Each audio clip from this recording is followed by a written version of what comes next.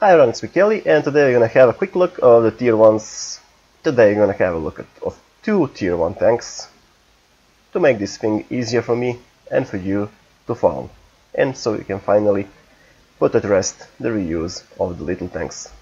Of course, I'm showing this because I sold them. And let's start. MS1 is your starting vehicle in a USSR tank tree. T1 Cunningham starting vehicle in your USA tank tree. The differences between these two tanks are mostly obvious at the start. Let me show you. MS1 has better DPM, better penetration, better damage, better reload for every shot. Though this time it's not counted that the T1 Cunningham has a barrel loading system, and it has, I think, 5 or 4 shots in the barrel. You're gonna check that later in the game. Rate of fire though is much better on the Cunningham, which is 30 shells per minute, while the MS1 has only 20. Aim time same, dispersion not so much, maybe a bit favor in MS1, so MS1 is definitely a sniper tank. Damage versus modules, we're gonna just skip that. The caliber of the main gun is 45 on the MS1 and 37 on the T1 Cunningham. Shell velocity, a bit better on the MS1. Max range of the damage is 700 meters, while the T1 Cunningham only has 400 meters. View range of these two machines is almost the same, as you can see, 280, and radio range same as both MS1 and T1. Cooler armor a bit more better than MS1, but on the tier 1 you totally disregard the armor on your tank, which is not much more important is the gun elevation, gun depression. The MS1 has 30 gun elevation pointing up, T1 20 degrees, and the depression is the most fun part. MS1 has a better gun depression than the T1 because T1 has its turret mounted in the back, and that's 1 degree minus. T1 Cunningham carries 100 shells, MS1 54. Shell cost much bigger on the MS1, and you're gonna see why. So T1 Cunningham has a gun that's now semi-automatic. The old Browning machine gun has been removed, and this gun and this tank is not so good anymore. So semi-automatic is decent enough for the T1, but not seal clubbing as it was before. And you have options for a couple of ammunitions. First one does only 32 penetration, and the APCR does 53 penetration for the enemy armor. So even if you want to destroy a tier 2 tank, let's say a Reno, Hotchkiss, stuff like that, you need to go around them and find the weak spot, even with the APCR ammo. AP, just forget it, you won't be able to penetrate in 90% of cases. While the MS1 has a totally different story. His APCR can penetrate up to 88 millimeters, and the regular shells can penetrate up to 51 millimeters, which is a very good gun, and this thing is a sniper. So the builds are different, and the rows are a bit different. This thing is mostly much faster than as you can see on the stats from the MS1. MS1 is most likely as a slow tank which goes into certain positions, and it can only traverse his tracks better than the T1 Cunningham. So if you want to actually use these things, you have two kind of builds and two kind of options. For the crew, if you want to keep them, of course, crew, first skill, both need to have 6th sense, and the crew in your garage is somewhere over here. After 6th sense, I suggest for both of them use camo. Third skill, maybe brothers in arms. So, and you're done with the crew, you wonder how you're gonna build this tank. Actually, you have a couple of options: ventilation, binos, and camonet as your cheaper build for both of these tanks. And according to their role, you can switch to coated optics and to enhance gun length drive. Now this thing is become from a passive scout to a much more active and aggressive scout. MS1 though is a sniper, so you can use binos and drop the camo, flashnet, for the enhanced gun lane drive. Or you can still keep the cabinet, depending on your own choice. So, tanks pretty much have different roles in this game, and the tier 1 tanks like this, and comparison like this, is gonna teach you what those roles are. This thing is mobile, it covers more ground, and it's faster, while this thing has a better gun. Already done a couple of stuff like the Vickers, the Lake Tractor, and the Koshenka tank, check tank. So you can check that as well. Now let's just jump into battles so I don't bore you anymore with the talk. And for the T1 Cunningham, we have the Meet and God map, which I'm not a big fan of, but you know, not for the beginners, trying to teach them something, but I think this map should be redesigned somehow, because it needs to be much more better than it is. At this moment looks like a sloppy work, done as fast as possible. So, rather than talk about the map, I'm going to talk about T1 Cunningham and its gun, the new gun. Renew the old gun. Semi-automatic gun. T1 Cunningham has a turret on his back, so it's a bit tall, so be careful when you're peeking out. And be aware to hide all your tank, because you have a rear mounted turret. That's what you're gonna learn with the low tractor and T1 Cunningham at the same time. The T1, as you see, there is a problem. Your first shot may go in, the others will go all over the place, because the aim time is just too slow reload time of your own gun. Yeah. And there is one big hit from the enemy T1. T1 pokes out again and I destroy him. So T1 without the machine gun, it's not anymore the T1 that it used to be.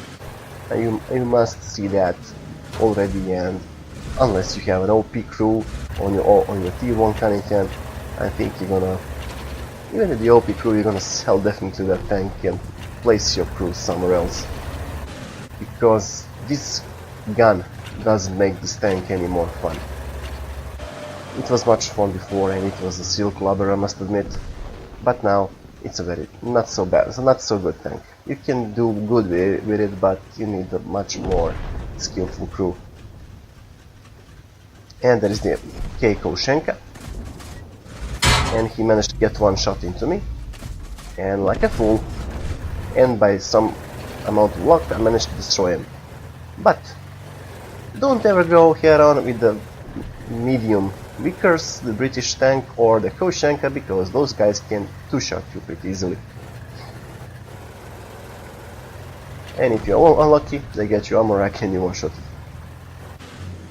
In this map, I noticed that the guys that dominate are the autocannons of tier 2. Yeah, Panzer 2, I'm looking at you. So, NC-331, trying to go in. I tried to get some shots on him, but as you see, the aim on this gun is terrible. It's not designed to work on the long ranges. And now I'm gonna peek out on the right side to try to get some shots on the enemy, but he's in cover. I managed to find an enemy under T1 and he gets one shot into me. I get two shots into him and I managed to aim a bit. And again, by some matter of luck, I managed to get another T1 out of the game. Now I reload, and I need to pray for the unsuspecting enemy because I'm on 15 HP. And the enemy engages one of my guys, and of course I finish him off. And there's the Renault Otsu, and I'm gonna show you now how bad this gun is. We're gonna go after Renault. Whole tractor is there, peppering him, trying to get him. Renault has a bit better armor than most tier 1s, but can you imagine this? Side shots, missing, and ricocheting off the Renault Otsu, which denies me my 5th kill and I'm down to 4 kills only. Let's see the score of this game so we can actually talk about the performances of the T1. So, the T1 Cunningham actually much Not so bad, not so good, not so bad in the end, because it's an average, depending if you have a good crew or bad crew. Now let's see. Second class, duelist, fighter, and fire for effect. Well, I must admit, this tank is not anymore as it was. Before it was deadly. You can see that some guys managed to get some better games than myself. The T1 Cunningham with 400 damage, 298 damage, and I with 211 damage. On experience points, I always stole the second because of the kills mostly. And as you can see over there is the problem with this tank, and with a lot of tier 1 tanks. They were OP before, now they are mostly nerfed, and you're gonna meet current situations where you need to use gold with this tier 1 to try to penetrate a tier 2 tank, and it's gonna be a nightmare for you. Let's see details. Shots fired 28, the right hits and penetrations are 12 and 9. Well, not so bad, at least a little bit under 50% of accuracy in this gun. And it's 4k credits earned and 518 experience points. Yeah, T1 Cunningham, after getting nerfed, not so good tank in my opinion anymore. Well, at least not for my playstyle. Because I now prefer tanks even like the Vickers than this T1 Cunningham, though the Vickers is a too big tank. And I'm going to show you what I'm thinking of just in MS1 video. Actually, it's the same video. So stay tuned. And for this MS1 game we get the map Winter Himmelsdorf, or the Himmelsdorf itself. Now, the T1 Cunningham has very good gun, and if you are close to the enemy on its backside and you're not trying to snipe the T1 Cunningham, because that gun on the long range is useless, but this gun is a totally different story. Though unlike T1 Cunningham, the MS1 needs to aim, because the gun tends to troll sometimes. It's a Russian gun, so the troll guns are active. And MS1 teaches you one thing. You can have a glass cannon. A glass cannon means that's a tank which doesn't take damage too well. It doesn't have any armor, it doesn't have any speed, but it has a massively good gun. And that gun is all the advantages you have against the enemy, and you must use it to the maximum if you are intending on winning the game. Of course, hiding and sniping is the name of the game basically with the glass cannons, or with the support roles, with the tanks in the support role. And the T1 aims at me first. He aims a shot at me. As you can see, it misses, and he switches to my little tractor. I aim first shot at its top of his turret, misses, second shot goes in, thinking of third shot, but I hit the enemy wreck luckily, and I luckily missed my little tractor. And then is the enemy Koshenka, which is trading shots with my guys, and that's a bad spot to be in. He's in the open, one shot in, and second shot finished him off. So I think he stayed too much on the open. Koshenka has a good gun as well as the MS1. And they suffer from the same stuff, lack of speed. Though the MS1 turns a bit fast. So that's the good stuff about the MS1. And its gun, their guns, I must admit, are similar. And the gameplay is similar, alongside the medium Vickers one, which is taking a beating right now. And I don't have any shots on him. So what can I do? Well, I can at least aim at another Koshenka and get him down. That's my second kill. Though I must admit, both the T1 Cunningham and the MS1 that I'm using over here are credit crews, which means they're 75% skill. They're not massively OP.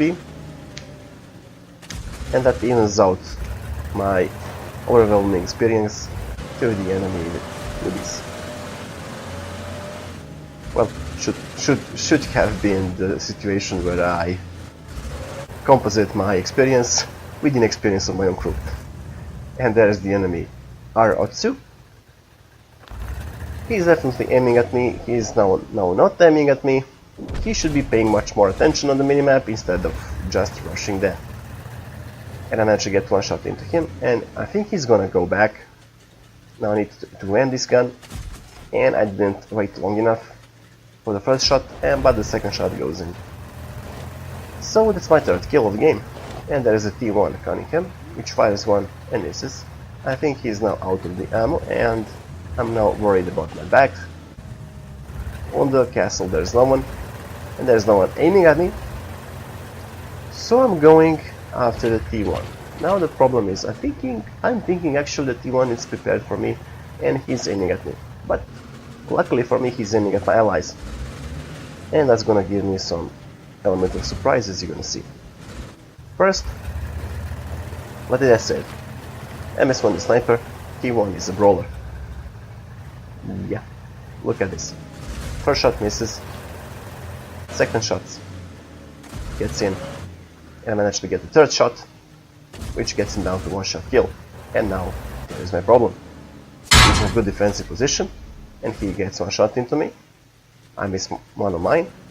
I miss again, he gets my commander, and luckily this time on a snapshot I managed to get him. Though with the commander down, it was a big risk because this was mostly a lucky shot, but it worked. And as you can see there, I managed to bounce one of the Otsu guns.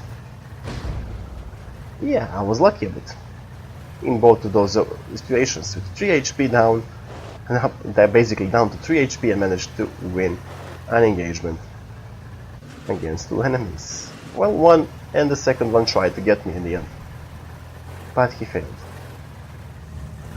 And there's the NC-31, and the Otsu is there. Wall Tractor comes out, which is strange, he doesn't turn to finish me off. And he rushes for their own base, trying to defend it. I'm gonna go around to try to surprise the NC-31.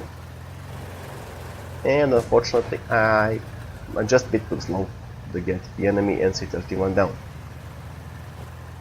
Also, I see behind me there is some backup coming, and my allies managed to cap the game and win by cap. So, let's just see the results and come to some conclusion. And there is also the MS1 are in, and we have second class, fighter, fire for effect, and Spartan. That Reno actually managed to give me a Spartan medal. Thanks! Because he was fighting from long range, even though if he hit me, he hit me at an angle which bounced off my tank. If he was using a high explosive, I won't be talking right now. I'll be talking something else. And I'll be having this medal. Team score says I managed to do most damage, right? No, T1 Cunningham done exactly the same damage as myself, with 1 kill less. But he done more scouting, reconnaissance and assistance, and he got a bit more experience points than me. So, what else can I say about this thing is that the MS1 and the T1 have their own niche. Close-in brawler, long-range sniper. Faster, slower tank. These are the stuff that you're gonna use and learn when you are playing this game. Of course, I managed to do all of the other tier 1s before. Now all that's left for the tier 1 is actually the army of Reno. And with that things, I'm gonna close actually the tier 1 reviews. Well, I'm gonna close it until Wargaming pulls out a new nation, and I'm gonna review that as well. At this moment, with the 75% crew, I managed to do something like this. Shots fired 22, direct hits 11, penetrations 10. Crates earned 3,242 with the regular account, and 592 experience points. Yeah. So these are the differences as you see with these tanks. One has a gun for the close range, the other has a bit sniperish gun, and there is a situation between USA and Soviet tanks that's gonna be progressively explained in the later videos and in the later tech trees Some tanks are similar, I must admit, some tanks are different, depending on your own playing style and your own preferences. You're gonna pick some of those tanks and keep them maybe, or sell them or get a new one. It's all up to you. For me, it's actually to present this video and hope that you like it. Subscribe if you want to see more, and I'll catch you all next time.